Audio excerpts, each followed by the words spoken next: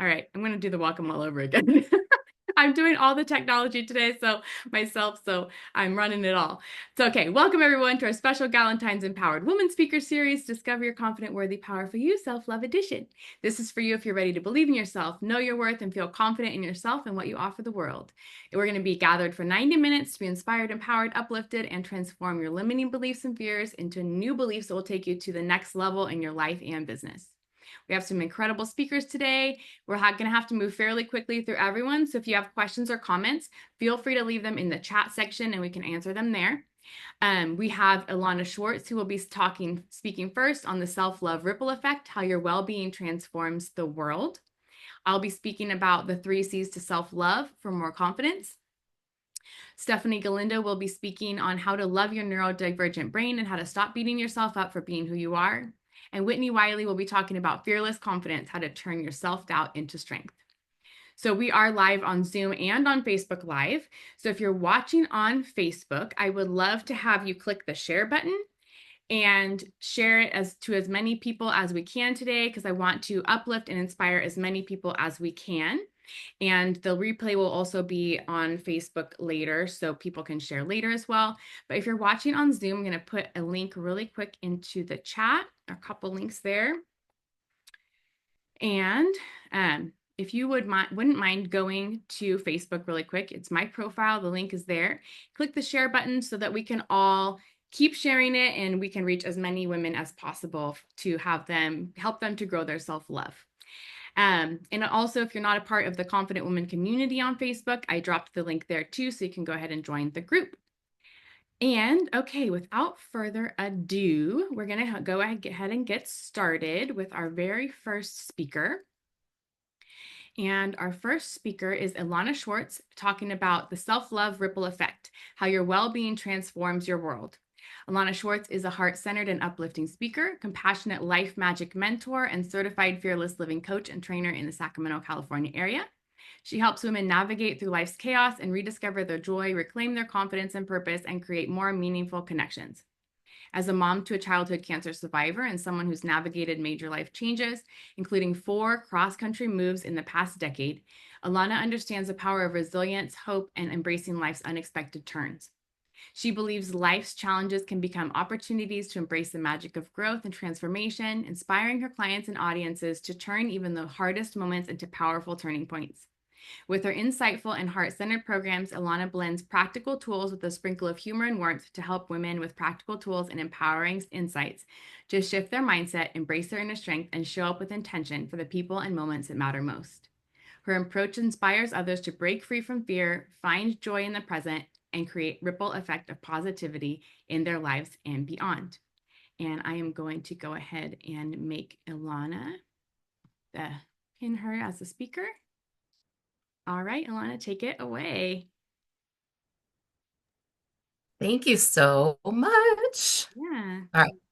Okay, cool. I'm just going to apologize in advance. I'm at the end of a cold, so if I have to pause to blow my nose, or we hydrate together, or cough drops, or any of those things, we will absolutely do that. Um, so, craziness. So, I'm curious, have you ever felt like you were holding everything together for everyone else, while inside you're barely keeping your head above water? Kind of like a duck, like smooth and calm on the surface of the water, but underneath, like your legs are kicking like crazy. Now more than ever, the world can feel chaotic between the news and family pressures and headlines and uncertainty about the future. It can be unpredictable, overwhelming, and downright exhausting. So when the world feels topsy-turvy, your well-being isn't just self-care, it's survival. It's how you stay steady in the storm and become a source of calm and clarity for those around you. Self-love, self-care isn't just like a feel-good buzzword. It's a game changer, especially in uncertain times. So when the world feels wobbly, kind of like you're stuck in a bouncy house, your well-being becomes your anchor. And the way you care for yourself has a ripple effect that transforms everything around you. But before we talk about ripple effects, let's start with you because transformation starts from the inside. All right, and if you have water, please hydrate for a moment. Cheers. So I want you to imagine for a sec that you have a big pause button. Like anytime things feel big or unsteady, or you simply just need a moment, imagine pressing that pause button and put your feet flat on the ground. And will you play with me for a sec? Put your feet flat on the ground. Take a deep breath through your nose, like you're smelling flowers or coffee, or just simply taking a breath and hold it for 4 seconds and let it out again. And as you breathe again, start bringing some awareness to your body. Notice your feet on the floor, your back supported in your chair. Feel the air on your skin and whisper to yourself, I'm here. I am safe. I am enough. I can choose peace in this moment.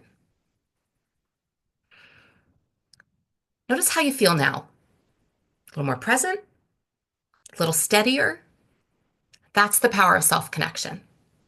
And please feel free to open your eyes if they're still closed. No napping right now. This is important because this simple practice can help you reset in moments of stress and bring a sense of calm to you and those around you. Especially like things like computers aren't working the way we want them to, or emails don't go out, or the internet goes out. Like life, stuff just happens. So your energy makes a difference to everybody around you. Like, have you ever walked into a room and literally felt the energy before a single word was spoken? Your energy influences everyone around you. Family, friends, coworkers, even strangers in the checkout line. When you're feeling centered and grounded, you naturally create a space where others feel safe and supported and even uplifted. So in times of uncertainty, like what we have going on right now, or when life throws you a huge curveball, your energy can be an anchor, not just for you, but everybody that you come in contact with, whether it's in person or whether it's online. And if you picture, like as an example, a stormy sea. So there's two boats that are out there. One has a strong anchor and is tethered. The other one is drifting all over the place. Which one do you want to be for your family, for your friends, for your clients, for your workplace? Your well-being is that anchor. So when you prioritize yourself, you bring stability to the people around you, even when the world feels uncertain. Our nervous systems will start to sync up with those around us. So when you stay calm, it helps other people feel safe and calm too. Think of somebody in your life who always makes you feel at ease. What is it about them? Is it like their energy, their presence? You have that same power. Sometimes it simply takes a little shift for you to turn it on. It's like a light switch. It's just simply waiting for you to flick it and turn it on. And that self-love inspires others. In times of stress, people are watching how you navigate, especially children and close loved ones. I don't know about you. I'm a former people pleaser, recovering people pleaser, and of years of saying yes to just about everything under the sun. When my daughter was diagnosed with cancer, it was like the rug had been pulled out from under us.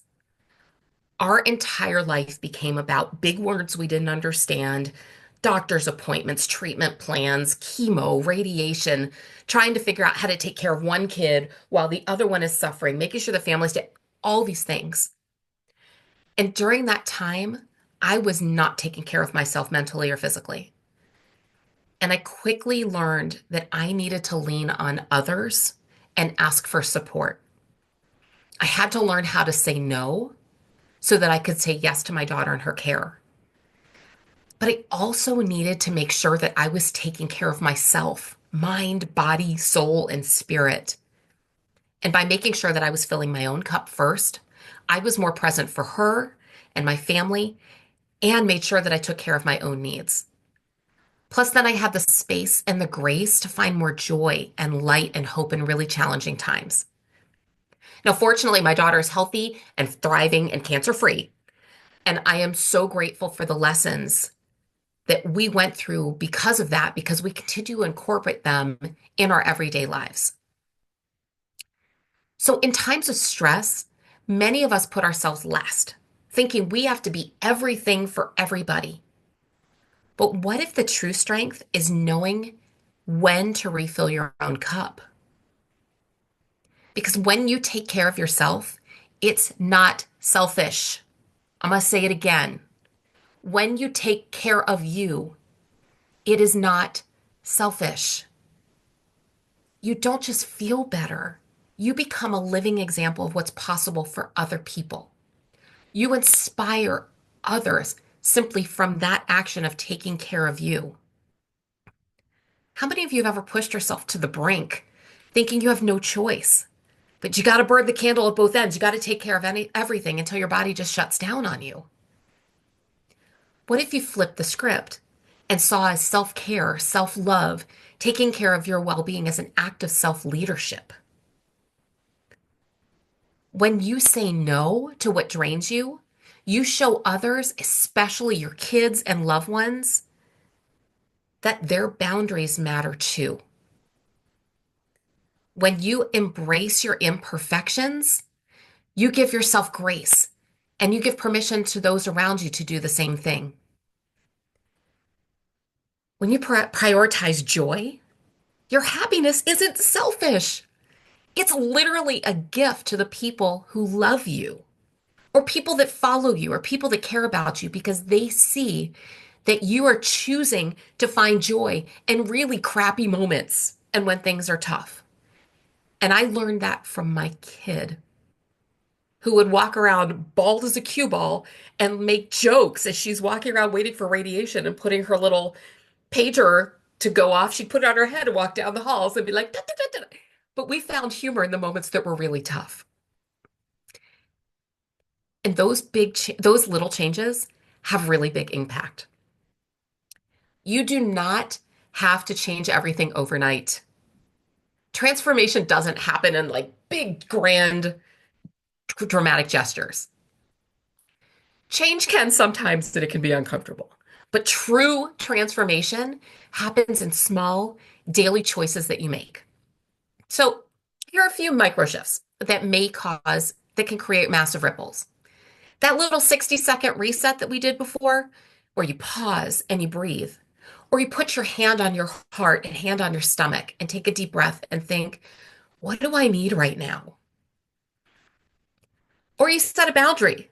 You say no to something that drains you, or that you find yourself really frustrated about, or end up like, I don't want to do it, but I said yes and I have to. Ever been there where you're like, I said yes and now I've got to do it? But say yes to something that lights you up. Or you use gratitude as a grounding tool. So when stress starts to creep in, you pause and name one thing that you're grateful for, no matter how small. Our minds, especially as women, will minimize things. Well, we'll think it's not big enough to celebrate. It's not big enough to acknowledge. Like it has to be this like huge life altering thing for us to, which is ridiculous. A mind shift, even if it's 0.5% or 1%, that is worth celebrating. And I personally look at gratitude as for the things that are outside of us, like people, places, things that happen. And when you're acknowledging it's internal, it's kind of like an internal high five that celebrates your growth and your shifts. Even taking a joyful pause. Like I love that concept of pause button. I kind of look at it like a dance break sometimes, when all the music stops and you're like, but play your favorite song, take a deep breath, dance in your kitchen, like rock out if that's what helps you. But simply sometimes standing up and moving around and shifting your energy can make a difference. Those tiny moments of joy really add up. So I invite you, if you're willing to play, because you may have noticed I like to play a little bit. Pick one small act of self-love that you'll commit to today. So write it down or say it to yourself. Or even better yet, put it in the chat or in the comments. What is one thing that you can do to love on yourself a little bit more? And imagine that if starting today, every woman in this virtual room that's around you, that's on Facebook watching, what if every person in this room chose to show herself a little bit more love, a little more compassion, a little more grace, or so freely gave the love that you give out to everyone else, gave that to yourself? What could shift in your home, in your relationships, in the work that you do in your community, how you show up online? Here's the thing. You are not responsible for fixing the world. One of my absolute favorite quotes is Gandhi's quote, be the change you want to see in the world. And I 100% believe that from like the depths of my soul, that you be the change, but it is not your job to fix the world. But you are responsible for how you choose to show up in it. When you nurture your well-being, you create a ripple effect of love, of peace and strength that reaches far beyond what you can see.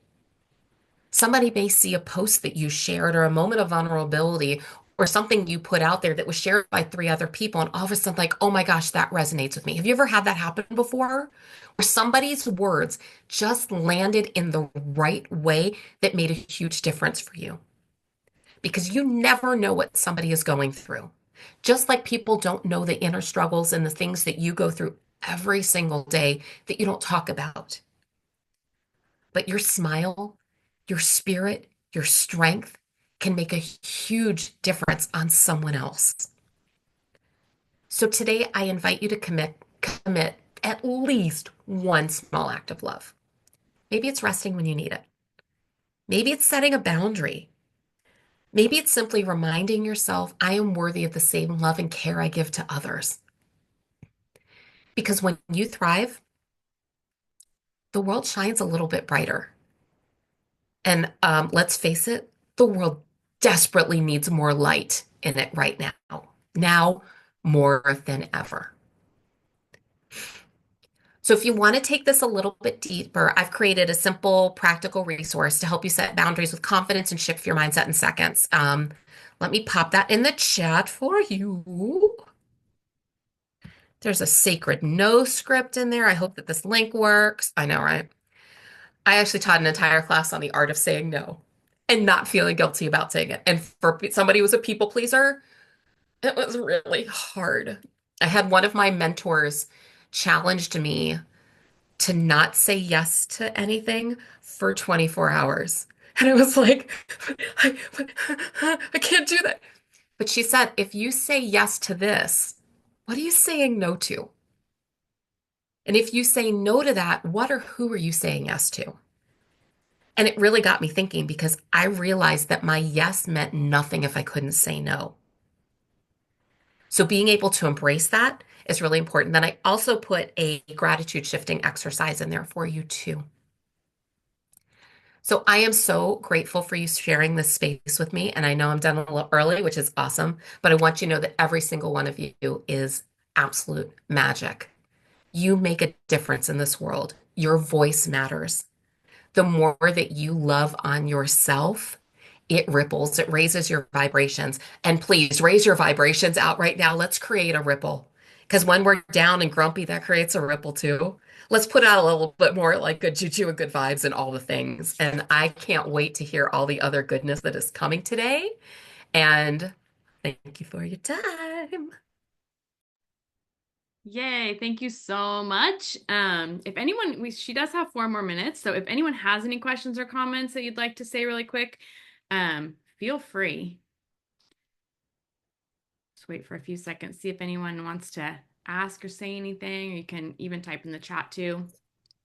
And I would love to hear your biggest takeaway in the chat. What are you going to take away from what we talked about? Yeah.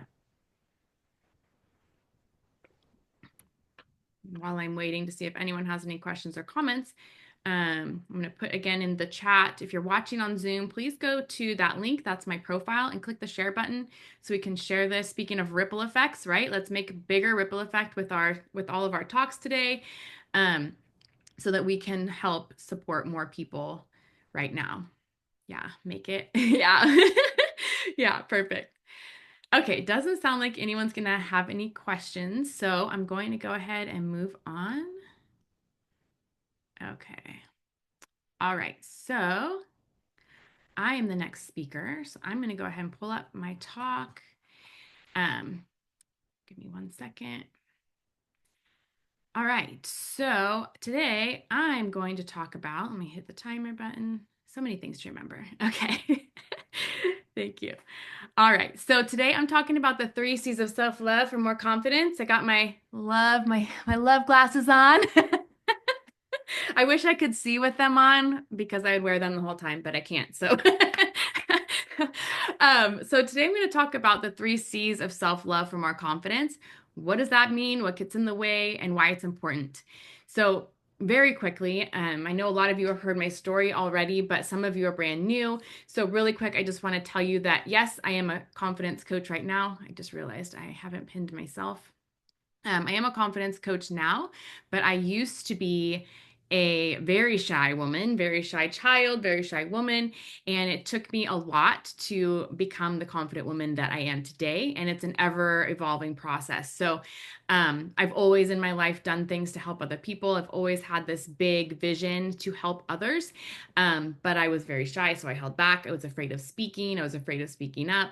And in 2008, I made a big fat leap and I decided to join a network marketing company that was actually passion parties. So I went from super, super shy to, hello, would you like some lotions, potions, things that go buzz in the night? And I sold those in front of people at in-home parties. And I did that for 5 years, really gained a lot of confidence. And I had a team, I built a team, I was an executive director, and really gained a lot of confidence at that time. And I also, one of my coaches or one of my leaders was a life coach. And so I really learned at that point I could change my thoughts, I could change my beliefs, I could really grow by changing my thoughts. So she was my very first life coach, and I fell in love with coaching. I decided to become a coach, went to coaching school, and have been a coach ever since. So I absolutely love what I do. It's an ever evolving confidence building, ever evolving self love journey, and it never ever ends. We will be growing until the day we die. There is no I have arrived. So self-love is an unconditional experience of love for yourself no matter what. So this does not depend on you being anything, does not depend on you being pretty, smart, talented.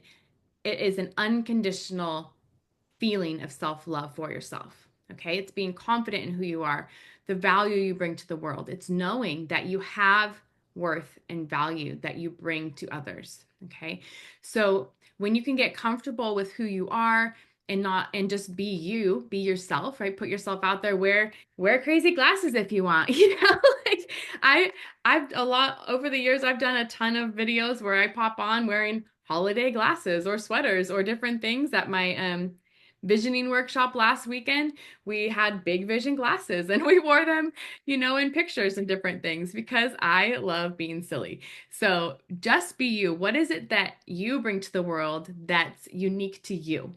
Maybe you're goofy too and you do goofy stuff. Maybe, I don't know, whatever it is that you is unique to you, let's bring that out into the world more and more. Okay.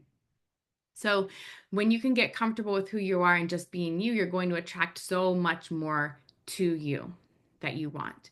Confidence is irresistible. It's magnetic. It's this powerful influence on the people around you. And that's how we're going to create that ripple effect like Ilana was talking about, right? Just being you is going to help you keep creating more of that ripple effect. And more self-love you have, the more confidence you're going to have as well. And I just want to point out that self-esteem is different than self-worth. Okay. So, and self-love. So, self-esteem is something that you earn, it's conditional. It's based on how you perform, how you feel about yourself, outside validation. But self-love and self-worth is it's unconditional, it's inherently in you. Okay. So, when you don't feel worthy, you energetically push those things away that you're looking for. Love, however, is the essence of who you are. It's your natural state of being. And your job is to remove the blocks to experiencing self-love. It's to remove those limiting beliefs, those fears, those the things that you don't like about yourself. It's learning to love yourself in all the things. So what gets in the way of self-love? Limiting beliefs, not feeling worthy, that voice in our head that I'm not good enough. I'm not smart enough. I'm not skinny enough. I don't know enough, talented enough. Who do you think you are too? Blah, blah, blah. Think you can make a difference in the world, right? I think we're all here because we have that sense that we want to make a difference in the world. We have that fire within us. We want to help other people.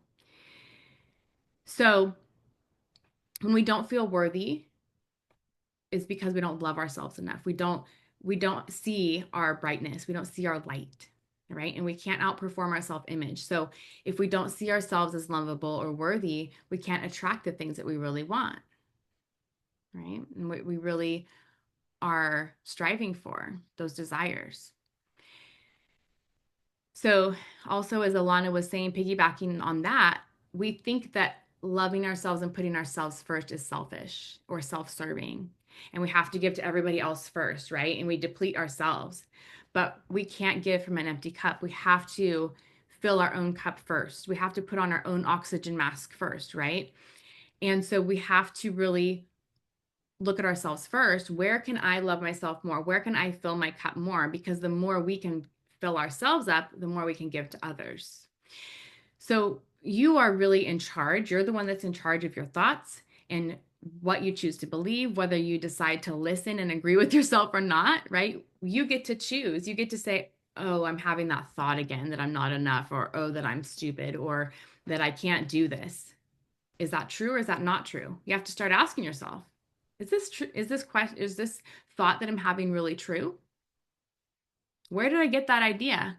Maybe it came from, your upbringing. Maybe it came from a partner. Where did I get that idea? Where has this belief, or how has this belief affected me in my life? And what would I want to believe instead? We got to create those new beliefs, have to catch ourselves in those negative beliefs and create a new one. So the effects of not loving ourselves, our confidence goes down, right? We don't put ourselves out there as much when our confidence plummets. We attract people and circumstances that mirror those negative beliefs about ourselves. So that could be clients, relationships, friends. And so we need to learn to love ourselves first. So how do we open to more self-love? Our brain physically changes when you start practicing more self-love, when you start focusing on those positive beliefs. What are the things that you love about yourself? So today I'm talking about the 3 C's to self-love. The first one is self-compassion. This is a really hard one for a lot of us. And I've been working on this one myself. It's simply being kind to yourself. Be compassionate with yourself instead of beating yourself up for actions you take or didn't take, for things that, maybe you have a belief and then you start beating yourself up for having that belief. Well, that's not going to help, right? So it's being kind and compassionate to yourself. People who are more self-compassionate are healthier, they're happier, they're more productive than those who are self-critical of themselves, right?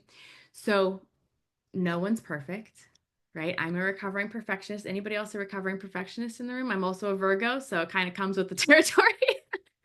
Double whammy, and an only child. So, woo, got it in all aspects there.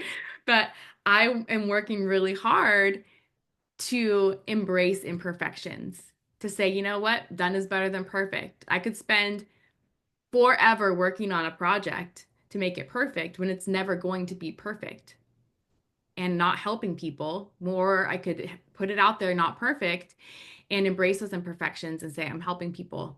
I'm going to do this. I'm just going to put it out there. Done is better than perfect. This can be really, really challenging for us as women because we tend to really beat ourselves up. We are our own worst enemies, right? So if you're feeling like you're beating yourself up too much, like you want to be more compassionate with yourself, but you're not quite sure how, ask yourself, journal, get out your journal, ask yourself, what am I being hard on myself about right now? What if I was more gentle with myself? How can I be more gentle with myself? I'm sorry for not being nice to you when, right? Talk to yourself as if you were a child, as if you were your own child. Sometimes we need to reparent ourselves, right? So I'm sorry, self, for not being kind to you when you made that mistake, when you did that thing, right? I want to tell you I love you no matter what. Whether you make mistakes, whether you're not perfect, I still love you. From today forward, I will promise to be kinder, work on being less judgmental. Whatever it is that you're feeling, write all those things out. Repeat those things to yourself. I promise you that I'm going to be kinder to you, that I'm going to work really hard to love you more, to be kinder. Treat yourselves with the same love that you would treat your friend or your child or your grandchild. You probably wouldn't tell your child or your best friend, God, you're such a piece of shit for doing that. You're such an idiot, right? You probably wouldn't say that. So don't say it to yourself, right? So this is all connected with self-care, which is the next C. Oh, and I want to also say too, there's some things that you can do to calm the nervous system too. So if you're beating yourself up, you can just rub your arms. Just rub your arms, and that's going to tell your nervous system that you're safe. It's all okay, right? It's going to calm your nervous system. Or you can do butterfly taps slowly on your chest, and this is going to help calm that nervous system too. So self-care is the next C. This is taking care of yourself is really an act of self-love. It is not selfish. It's not self-centered. We've been conditioned to believe that as women, we must take care of everyone else first. We're selfish if we don't. But that's not true. It's a load of crap. I want you to erase that from your brains and tell yourself that taking care of yourself is the most important thing. It's honoring of ourselves, right? We're happiest, we're of greatest service to the world when we're taking care of ourselves. We can take care of more people. We can help more people if we take care of ourselves first. So, I know a lot of women tend to get burned out because we're working way too hard. We're taking care of everyone else first. We're taking care of the business, the children, whatever, all the things, right? We burn ourselves out and we make ourselves sick. We can't help anybody if we do that. So I want you to make sure you're giving yourself time and love and self-care every single day, even if it's just 5 minutes. Even if it's just taking 5 minutes to close your eyes and breathe. Put on a YouTube song of, calmness. There's tons of those healing meditation kind of songs out there, singing bowls, all sorts of different stuff. Pick something that makes you feel good. Spend 5 minutes just breathing or doing the butterfly tap as you do it or rubbing your arms, right? So think about with self-care, what is it that you love to do? What fills your cup? Maybe it's going on a hike. Maybe it's doing some yoga. Maybe it's just sitting and breathing. Maybe it's having a cup of tea in silence. Check in with your body.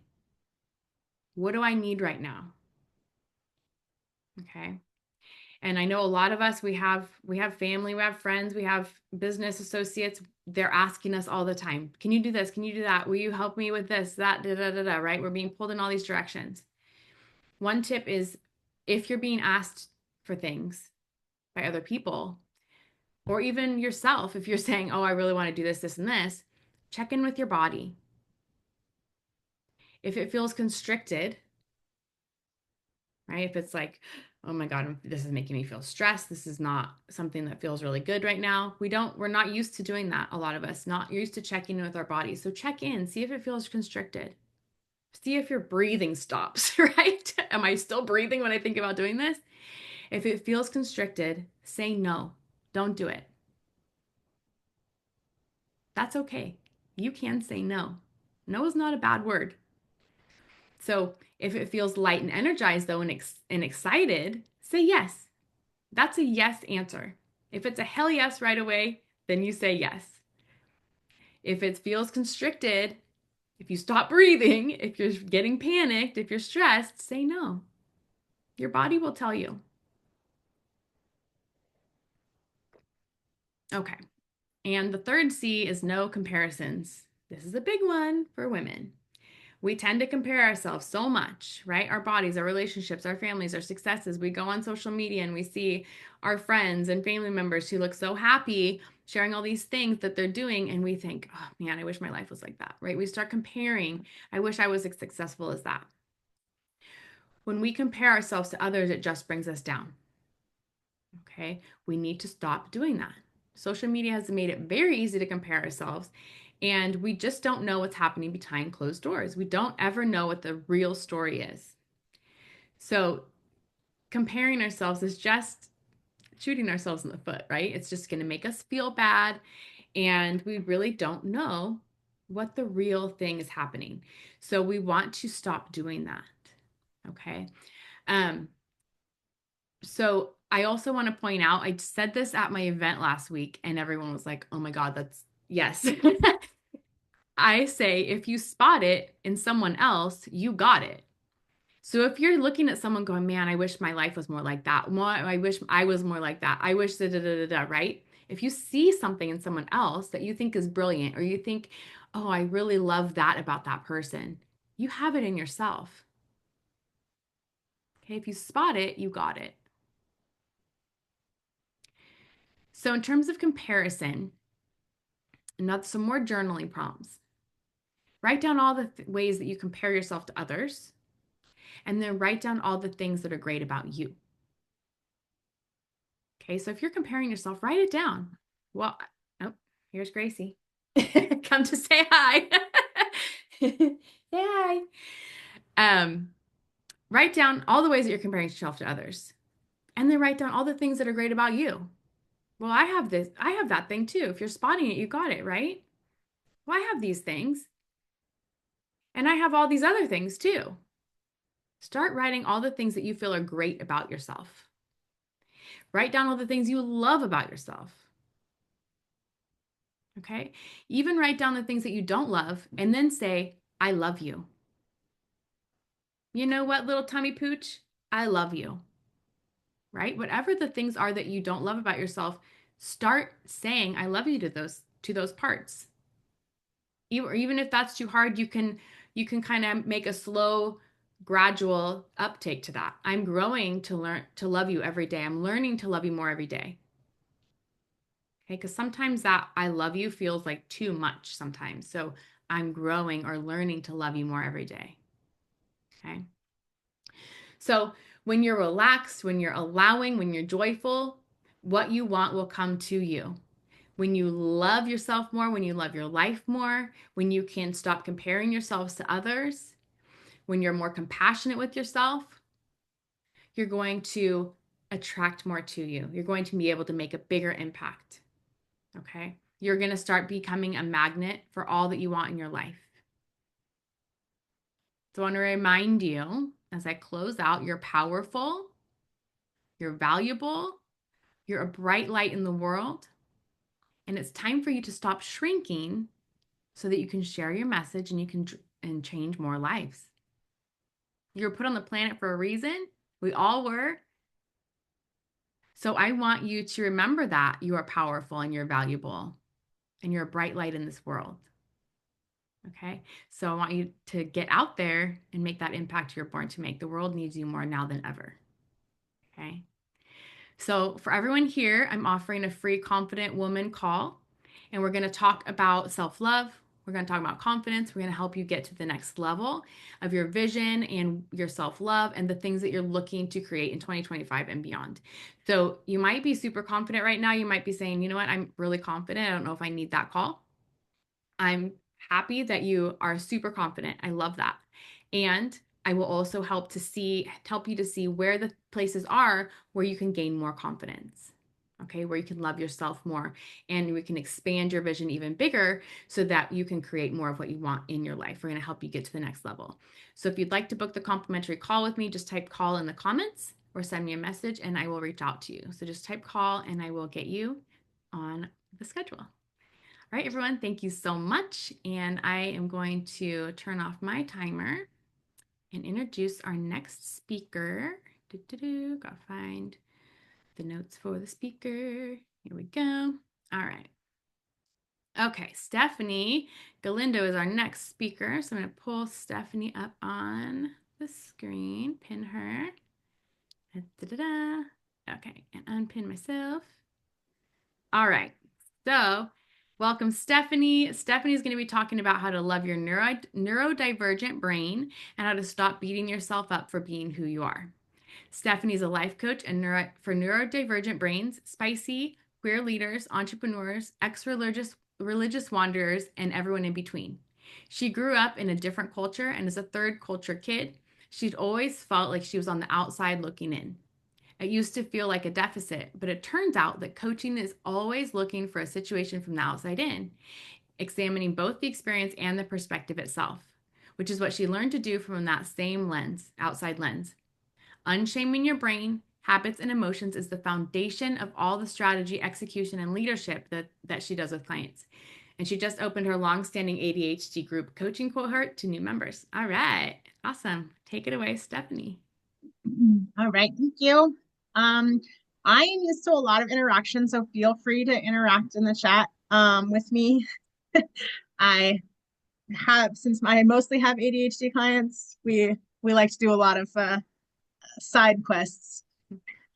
So I like she said, I'm a life coach for ADHD people mostly, but the reality is that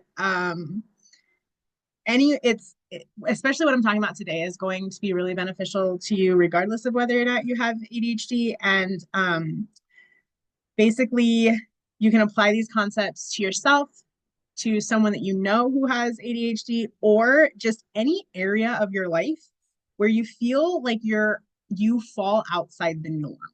So let me know in the comments, do you have an area where you feel like you fall outside the norm and you've always kind of felt like a little bit of an outsider? Um, if that's true for you, then I think you'll be able to utilize these concepts like really well. So the main problem with being neurodivergent, this is the kind of the framework that I'm going to be talking about today, is not the attention deficit. It's not the time blindness. It's not the executive function failures. It is the expectations of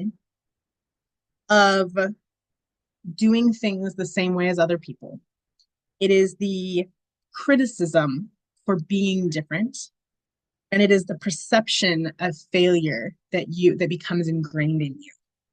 So I would like to argue that our differences are not what actually creates the issues as much as the way that society has like boxed you in.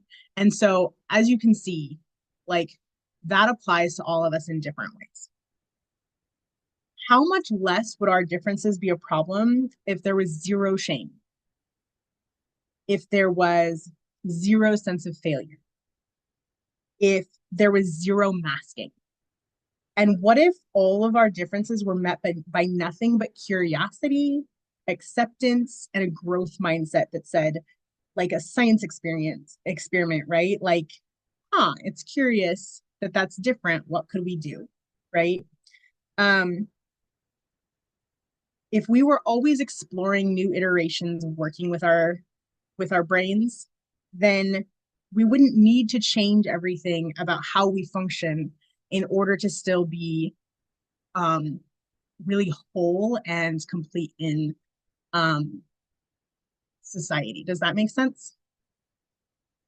So I don't know if you know this, but there was a study that was done that on average, kids in school who have ADHD are criticized on average 16 times more than their classmates. So if we set aside the fact that it is hard to be different, it's even harder to be seen in that way, right? And so what does this lead to from a social perspective? It leads to humans who are growing up not trusting themselves, feeling like we have to look for others for validation. Does anyone resonate with that? Do you feel like you have to kind of ask permission to be right? And if anyone at all thinks that you're not right, then they must be righter than you about about what's true.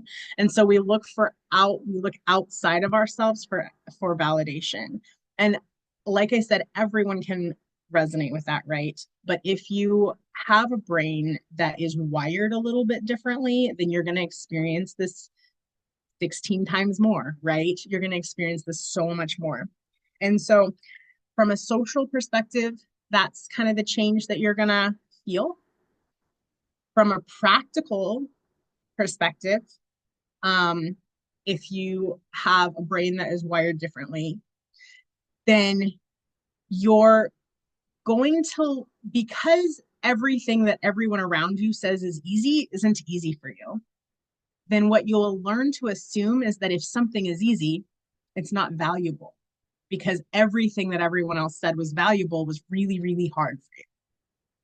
So then you are going to believe that what is easy for you is not valuable. You're going to work 10 times harder because you're trying to use the same methods that people have taught you, that they say, oh, it's easy, just do it this way. You do it that way, and it's 10 times harder for you. And you're 10 times more exhausted, and it's less effective. And then you own that deficit as something about you. You will be trying to fight it won't feel like what you do counts unless you're doing it the way that other people are doing it. So from a social perspective, you're looking outside of yourself for validation. From a practical perspective, you're working 10 times harder. And if it's easy, you feel like it's not valuable. From a success standpoint, you will be constantly seeking that sense of accomplishment that people tell you. Oh, once you finish checking off this list, you're going to feel so great. Oh, it's going to feel so great when it's just done, like that feeling of euphoria you get when you finish the project. Guess what? A neurodivergent brain is literally not wired with the chemicals that make you feel good about finishing something.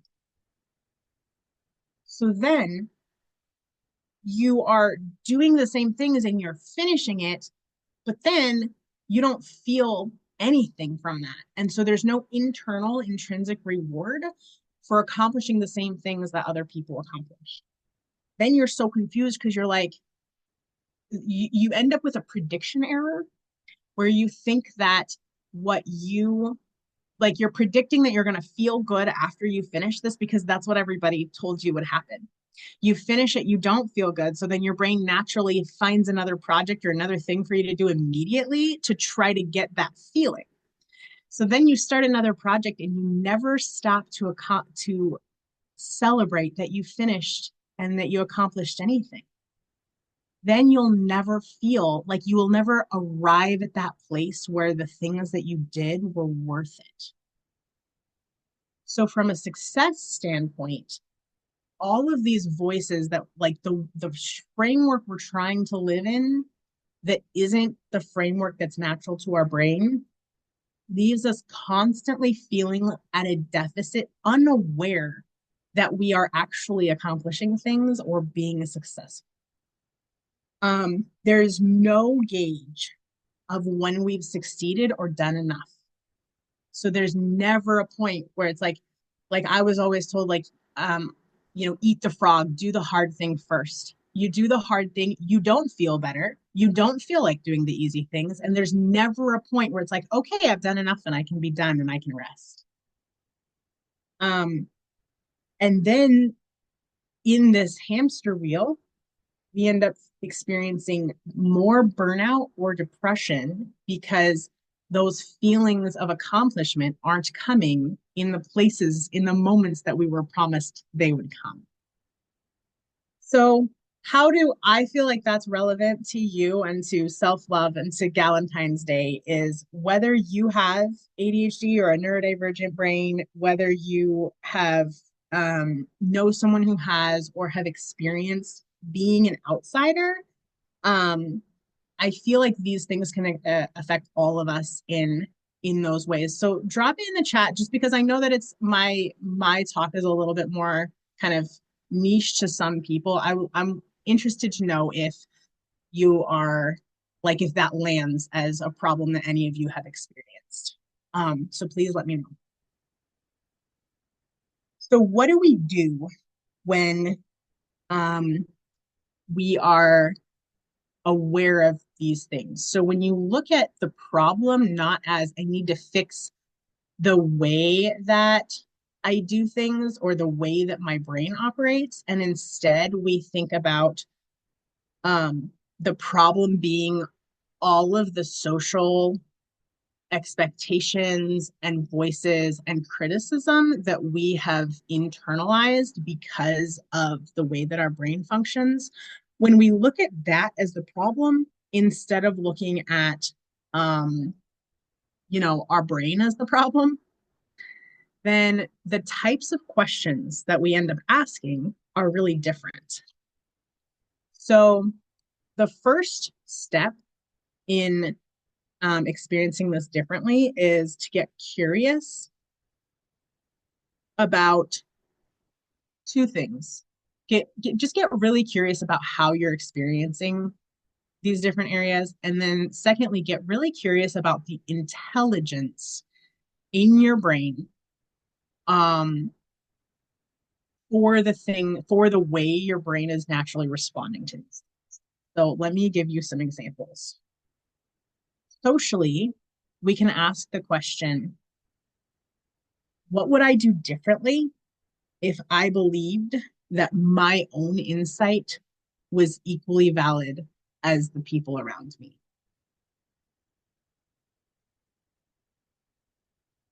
On a practical level, we might ask, like, if this seems like the hard way, what would the easy way be?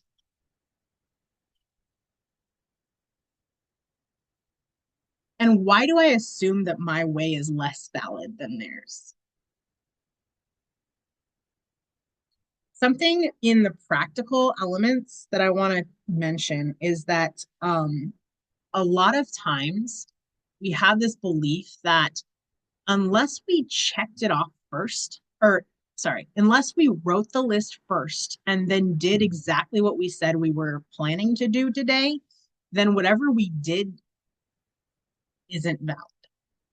So because a neurotypical brain is more likely to be able to say, oh, today I'm going to do these three things, then we do them, then we check them off, and then we feel good.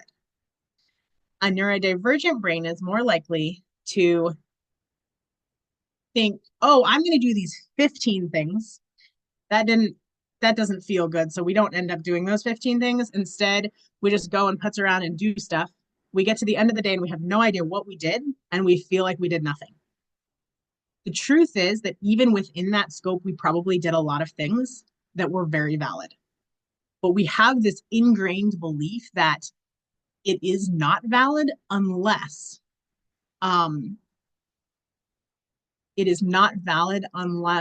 we plan to do it and then accomplished exactly what we planned to do. That is what a neurodivergent person's brain assumes is true. But can you see how silly that is? Whatever you did is valid because you did it. And you most likely accomplished a lot more than you think you did, and then you forgot that you accomplished it. That is very common with working memory issues. So on a practical level, let's erase the idea that we have to plan it, do it, check it off, and then feel good. You will not be able to do things in that order. You just can't. So part of loving yourself in a practical way is knowing that the things that you intuitively do are valuable and that they are equally valid as someone who can do it in like a more organized, planned ahead fashion. And then when you look at the area of success, what does success look like or feel like for me, and how will I know that I've succeeded? Let me ask you this. Drop in the chat. What makes you know that you succeeded at the end of the day? Just think about that question for a minute.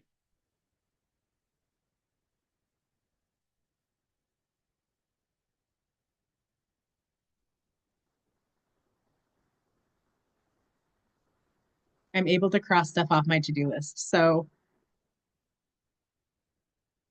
that it presumes that we had to have known ahead of time that this is what needed to be on the to-do list, and that's the only thing that's valid. Seeing results and showing that to others. I'm really curious, what does results look like? My grandchild is still alive. That is fantastic. I'm also a mom, so keeping children alive. I'm not sure I ever do. What do you think about the idea that we don't know that we're successful? That we've never decided, what does success mean?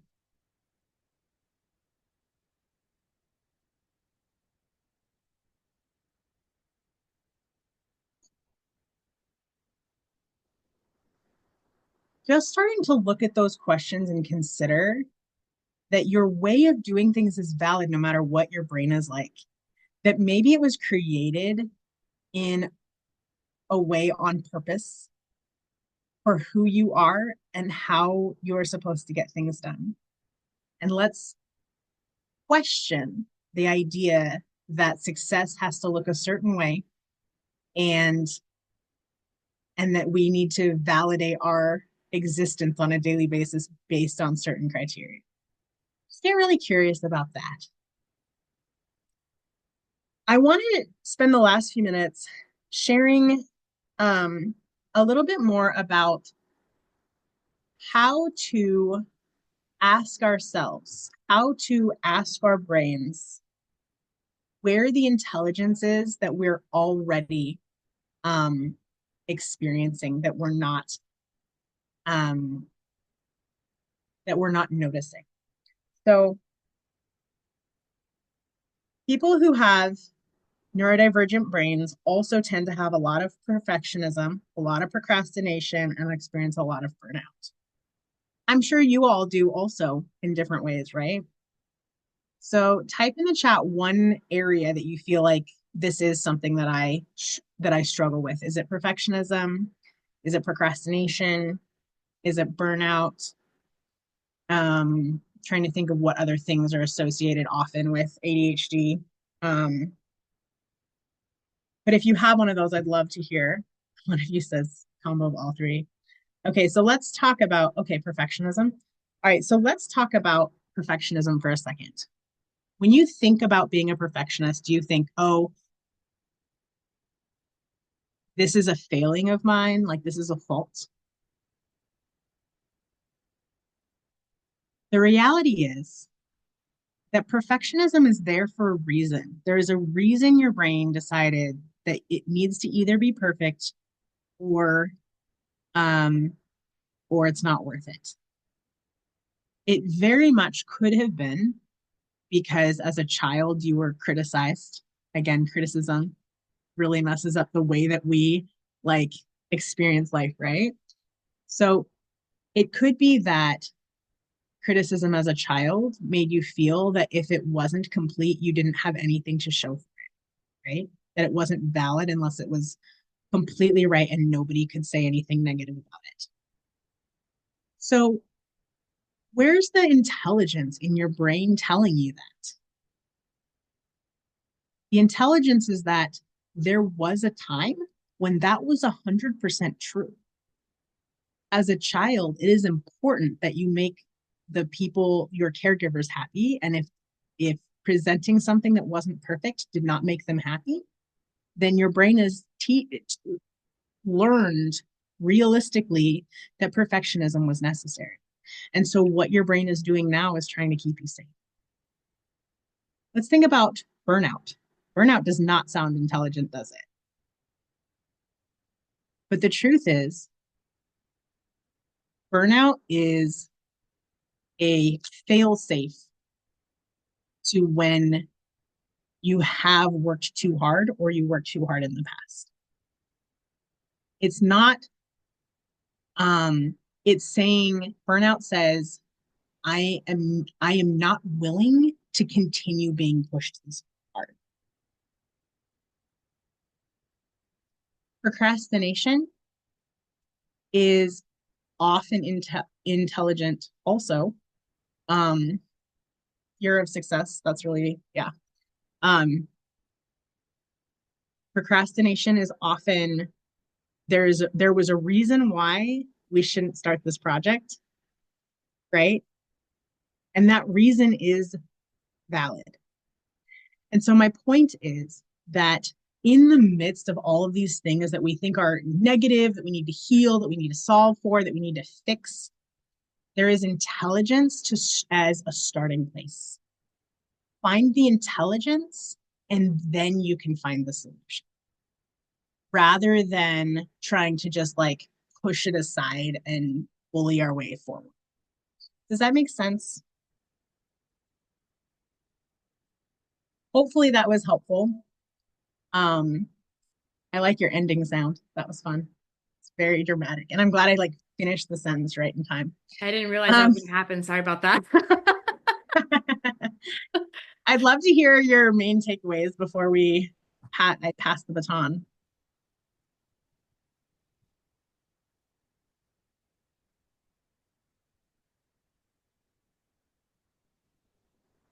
People could put it in the chat too, because we do have to stay on time, otherwise we'll go over. Also, I do have a boundaries workshop that is free, and I have a code for that. So if you want that, type boundaries in the chat and I'll send you that information. Perfect. Okay, I'm done. Thank you so much, Stephanie. Okay, so our last speaker is Whitnie. Let's see, if I have to find her at the top here. There she is. Hi, Whitnie. Welcome, welcome. Okay, so Whitnie Wiley is about helping women step into leadership by clarifying their vision, values, and priorities.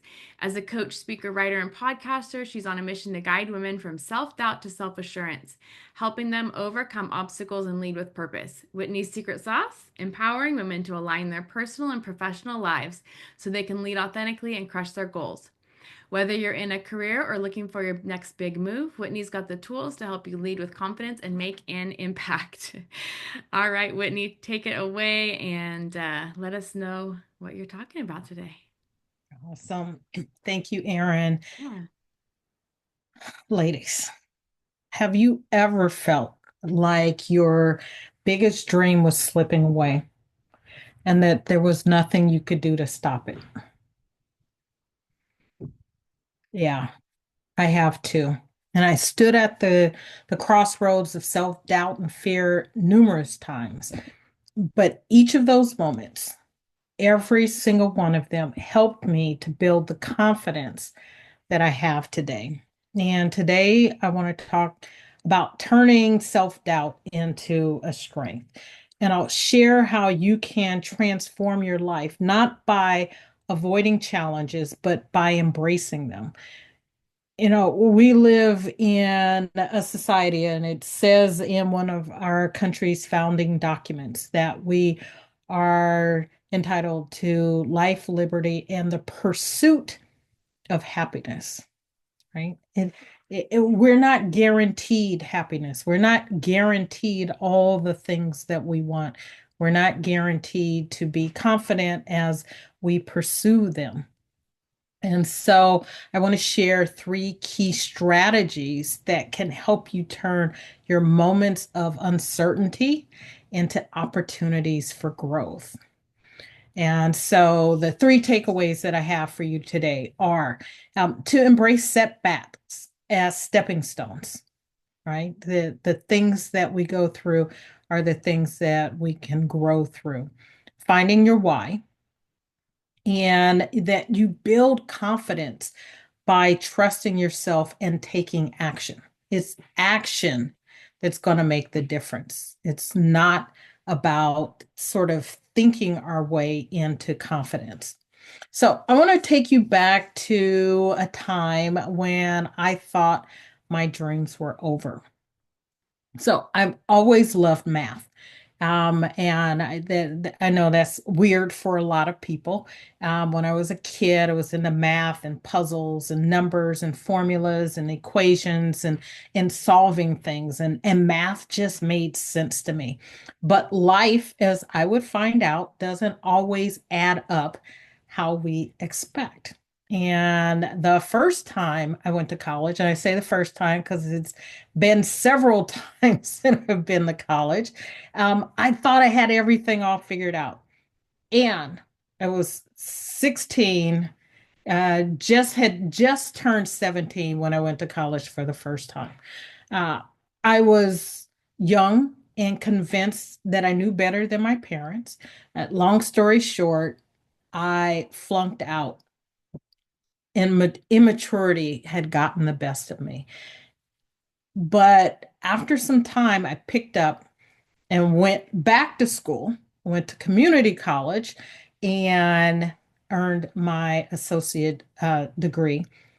And then I got a second chance at something that I had always dreamed of, and that was to attend UC Berkeley, a top school in the field that I was planning to go into at that time. And I transferred in to Berkeley with really high hopes. But from the very beginning, I struggled. And so I had gone from originally San Francisco State right out of high school, um, followed a boy, transferred to Long Beach State. That didn't work out so well. And then I came back home to Berkeley and went to community college for 2 years. And then I transferred to Berkeley. And so when I got to Berkeley, what happened was I was a fish out of water.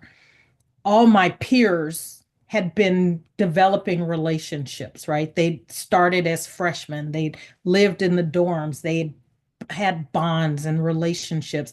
And here I was, this transfer student. I didn't know anyone. I didn't know anything. And I'd gone from an environment where classes were, 20, 30 people. And now I'm in classes with 1,000 people. And it just didn't go well. And so the classes were more challenging than I expected. And I barely passed despite my love for math. I just didn't fit in. And the other students seemed to be thriving, and here I was barely keeping my head above water. And my confidence took a hit. Up until then, I don't think I'd ever really questioned whether or not I was smart enough or good enough or any of that. And all of a sudden, my confidence just was shattered. And I questioned whether I belonged there with every setback that came. And the pressure built and it all came to a head. I got kicked out of Berkeley. And for a long time, that failure weighed heavily on me. And I was just, it ended up being one class short of my degree. To this day, I am one class short of a degree in applied mathematics with an emphasis in industrial engineering from UC Berkeley. One class. And the story I told myself was that I wasn't smart enough and maybe I wasn't cut out for the big leagues. And it was crushing. And it really shattered my confidence and self-worth. But here's the thing, nothing happens in life that isn't either a win or a lesson. And I say that to myself probably at least once or twice every day. Either I win or I learn. And at that moment, I thought I'd lost. But what I eventually learned was that Berkeley didn't kick me out because I wasn't good enough. I'd actually been compensating for something that I wasn't even aware of. I had a visual motor processing. It's a form of dyslexia that made it harder for me to process and respond to visual information. And by the time I discovered that, it was too late to save that particular experience. But that knowledge gave me something more valuable than the degree ever could. It gave me insight into myself and a deeper understanding of how I could move forward. And so getting kicked out of Berkeley wasn't a dead end. It wasn't the end. It wasn't anything other than a detour. It it meant my dreams were delayed or needed to be adjusted. I thought it meant my dreams were over, but it really just meant that I needed to follow another path. And it is that path that would lead me ultimately to law school, becoming a lawyer, and ultimately to the work that I do today, which has nothing to do with law or math, but helping others to find their way through difficult moments. So I didn't graduate from Berkeley, but I learned one of the most valuable lessons of my life, that failure isn't final. It certainly isn't fatal. And setbacks can be a stepping stone that lead us exactly where we need to go. So maybe you've had your own Berkeley moment, a time when you thought you'd hit a dead end, but that wasn't the end of my story, and it's not the end of your story either. Setbacks are part of the process. They don't define you, but how you respond to those setbacks, those do define you. And when things feel overwhelming and self-doubt creeps in, what keeps you going? Right? Ask yourself that. What keeps you going? When I think back to the pivotal moments in my life, deciding to go to law school is one that really stands out. And it wasn't something that I saw coming ultimately. In fact, after not graduating from Berkeley, I thought the idea of becoming a lawyer was absolutely out of the question. Another dream that I'd have to let go of. But life has a way of surprising us. And at the time, I was working at a small nonprofit helping inner city high school kids figure out their futures. It's kind of ironic, right? Um, I couldn't figure out my own life, but here I was helping these kids figure out theirs. But I love that job. Absolutely love one of my, till this day, one of my favorite jobs. It was meaningful, and for once I felt like I was making a real impact. But then everything changed. The owners of this nonprofit decided to relocate and take their money with them. They offered me a chance to take over the nonprofit, but I wasn't interested in being a fundraiser. I liked doing the work that I was doing. But about that same time, a colleague had come into my office and started talking about how he was applying to law school. And he mentioned something that immediately caught my attention. Did you know you don't need a college degree in California to go to law school? You do not. I did not have a degree at that time. Actually, not that any of you follows Kim Kardashian, but she doesn't have a law degree. She doesn't have a degree either. You just need to pass an entrance exam and get accepted somewhere. If someone will take you, you can go. And suddenly, a door that I thought was closed forever was open again. It was the universe telling me, here's your second chance, or I don't know, third or fourth chance. I don't know by that time. But it wasn't an easy decision. At that time, I was a single mother with an 8-year-old son, was working full time and barely keeping my head above water as it was. And so I was like, how can I possibly add law school into the mix? And law school isn't exactly a part-time hobby, right? They called it part-time study, but it was anything but. It was 16 hours of class each week, hours of commuting, and the recommended 4 hours of study per class. And if you do the math, and since I'm a math major, I can do the math, it's 60 to 70 hours of commitment every week, on top of being a mom and working full time. And at different points of time when I was in school, I was commuting from Hayward to Sacramento to San Francisco, back to Hayward. And then I moved to Dixon. It was Dixon to Sacramento to San Francisco back to Dixon. And I kept asking myself, can I do this? My self-doubt was overwhelming.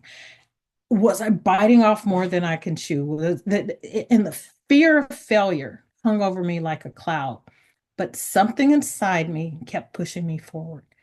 Deep down, deep down, I knew I was meant for more than the life that I was living.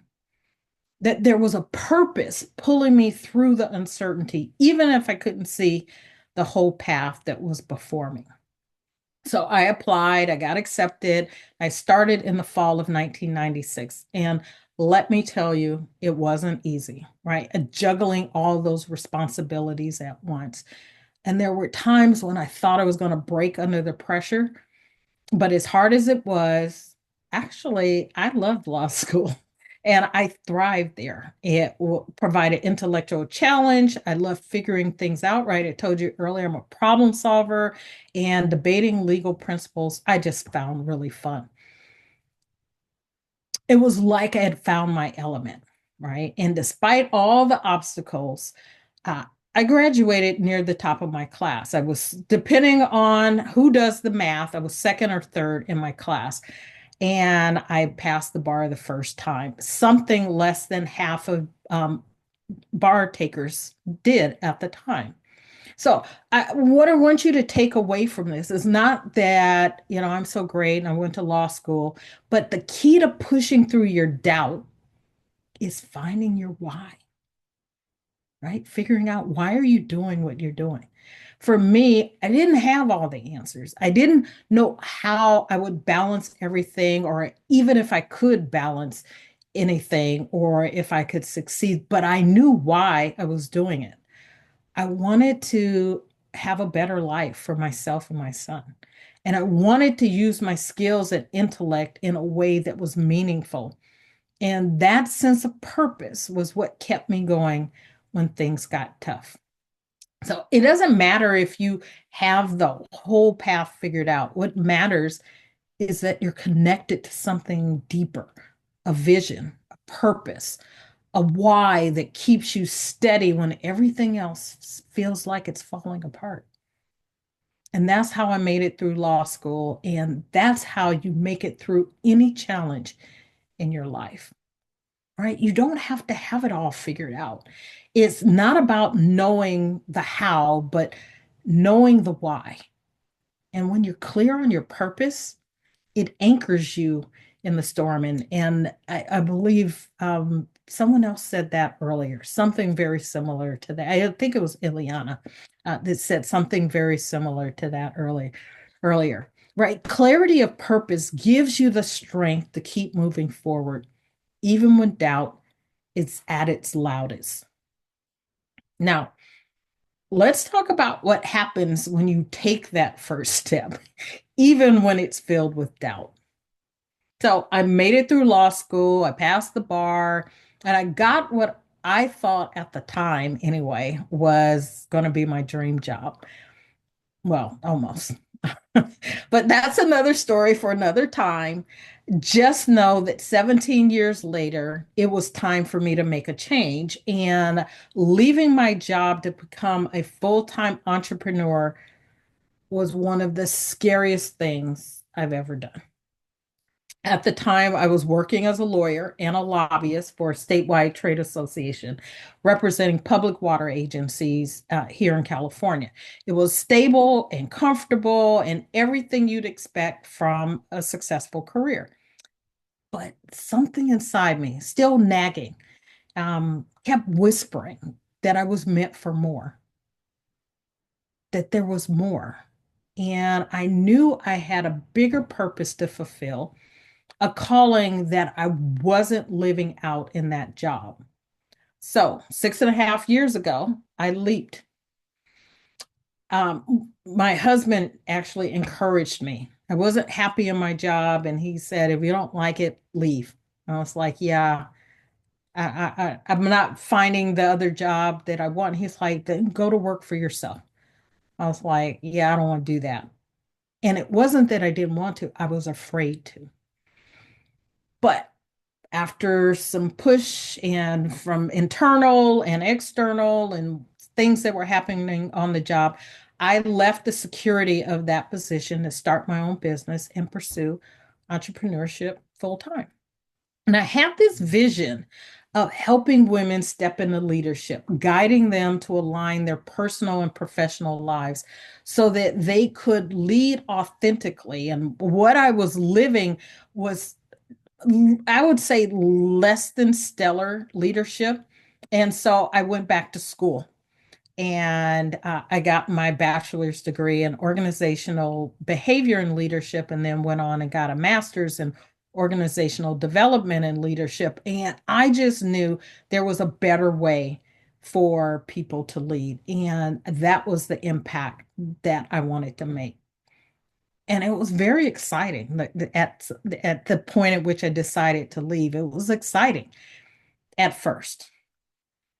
But within a couple of months, reality hit hard. I was used to structure and having clear responsibilities and deadlines, right? And suddenly I was out on my own. I had no boss, no team, no daily schedule to keep me grounded. And I found myself waking up each day asking, now what?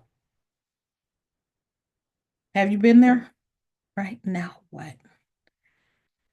And without the framework of a job, I struggled to figure out how to build my business. Some personal challenges were happening at the time that made things even more difficult and was in my head amplifying my doubt. And for those first 6 months, I felt like I was sinking and I questioned whether I'd made a huge mistake. And maybe I wasn't cut out for entrepreneurship. Maybe I should just go back to a normal job and forget the whole thing. And that self-doubt was really loud. The fear of failure was overwhelming. But here's what I realized. Waiting for the confidence to magically appear wasn't going to get me anywhere. And confidence doesn't come before you take action. And I started thinking about all the times in my life when I succeeded, right? And what was it that made that possible? So I decided, if you can do that, I just decided to stop overthinking and start doing, right? It's like, stop trying to figure it out, just take action. And I committed to taking small, imperfect steps. I created a daily routine. I set clear goals for myself, and I slowly started to build the structure I needed. And every time I took a step, no matter how small, baby steps, imperfect steps, whatever you want to call them, I felt a little more capable, a little more confident, and I leaned into what I already knew how to do. And that became the pathway forward. And so as time went on, I realized that action builds momentum, and momentum is what helps you build the confidence. The more I showed up, the more I trusted myself, and the clearer my path became. And I didn't need to have it all figured out. I just needed to trust that I could figure it out along the way. So here's the lesson. Confidence isn't something you wait for, it's something you create. You can't think your way into feeling confident. You have to take action, even if it's imperfect, even if you're scared, because every time you take a step, no matter how small, you prove to yourself that you're capable of handling what comes next. And that's how self-doubt turns into strength. So those 6 months were tough, but looking back, they were necessary. They were my path forward, right? They were my process. And I had to learn that confidence doesn't just show up, I have to build it by trusting myself, taking consistent action, and refusing to let fear paralyze me. I turned my uncertainty into empowerment. And if I can do it, I know you can do it. So drop in the chat me if you have ever waited for or are waiting for the right time or waiting to feel ready. Just remember, confidence isn't waiting for the perfect moment. It's built by taking action, even if it's imperfect. So, I want to thank you for your time. And then I have a couple of questions and my giveaway. Do you need more visibility, or do you have the capacity to take on new clients? I would love to help you take that next step in your journey. And what I'm offering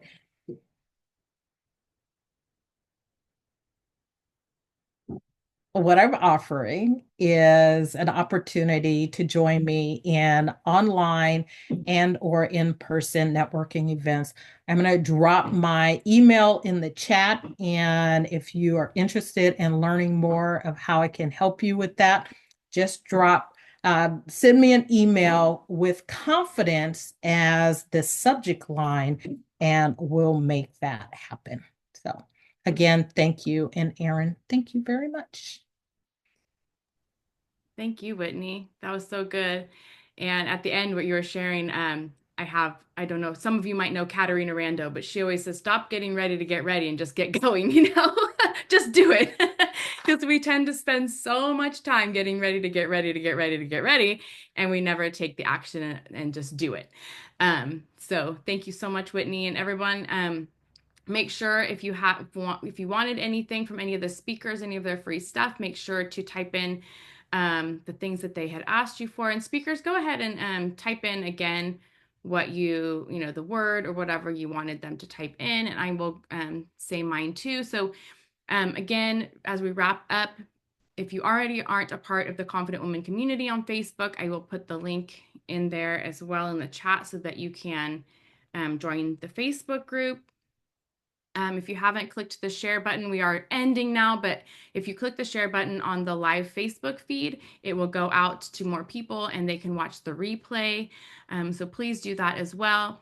And for everyone here, my offer, remember, is the free Confident Woman call. We can talk about your self-love, getting to the next level of your vision and confidence for 2025 and beyond. So if you're feeling like you need a little expansion in your confidence, your self-love, your belief in yourself, type call into the comments or send me a message, and I will make sure to reach out to you so we can get that booked.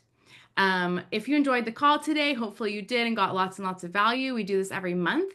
Next month is going to be on March 6th, so it's just 3 weeks away from 1 to 2:30 Pacific, same time. And we will have Gina Macaluso. She'll be talking about the hidden secrets of mindset magic. It's going to be really good. Philippa Bagley, she's coming all the way from England. She's going to be talking about the power of subconscious healing, transforming anxiety and stress into empowerment. And we'll have Jackie Cote, who will be speaking about how to awaken, empower, and own you. So if you want to make sure to come in March, type March in the comments, and I will reach out or make sure you're on the list. And I'm going to go ahead and put it back on gallery view here. And I would love to grab a quick picture with everyone. So I'm going to do a screenshot. Everyone smile. And if you want to put a heart reaction in there too, we could do that. Okay, here we go. All right. Thank you, everyone. Okay. If you aren't a speaker, we are done for the day. If you could go ahead and drop off, and we will look forward to having you next month. Thank you so much for being here, everyone, again. And if you're a speaker, go ahead and stay for just a minute, and we'll wrap up. Thank you, everyone, so much. Happy Galentine's Day. Sending you lots of love. All right. Thank you.